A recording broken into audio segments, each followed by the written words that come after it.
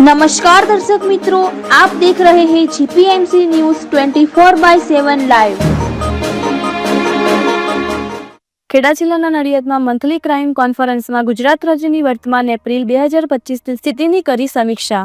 772 Terra તુજકો અર્પણ કાર્યક્રમ થકી 25 કરોડ રૂપિયાનો મુદ્દામાલ નાગરિકોને અર્પણ કરાયા। મોટો પડકાર સાયબર ક્રાઇમનો જણાવતા રાજ્ય પોલીસ વડા વિકાસ સહાય। સાયબર ફ્રોડ મામલો ગુજરાત પોલીસ દ્વારા 13.5 કરોડ સાયબર ક્રાઇમ ફસાયેલા નાગરિકોને પાછા અપાવ્યા। 64 એફઆઈઆરમાં 100ની અટક કરી। 100 દિવસમાં અસામાજિક તત્વો પૈકી 7157ની ઓળખ અત્યારે મારી પાસે છે।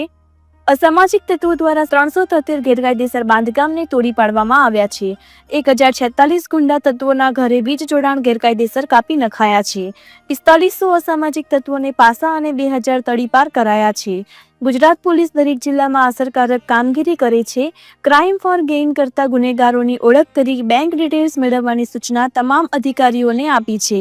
ગુજરાત પોલીસ ખાસ ઝુંબેશ ગેરકાયદેસર બાંગ્લાદેશી અમદાવાદ 890, સુરત 130, ભરૂચમાં પણ ડિટેઇન કરાયા છે। રાજ્ય પોલીસ વડાના પોતાના ટોલ ફ્રી નંબર ઉપર કેટલી પોલીસ વિરુદ્ધ ફરિયાદ આવી છે તેની માહિતી હાલ ઉપલબ્ધ નહીં હોવાનું જણાવતા પોલીસ વડા વિકાસ સહાય। રિપોર્ટર સંજય ચુનારા, ખેડા, જીપીએમસી ન્યૂઝ 24/7 લાઈવ।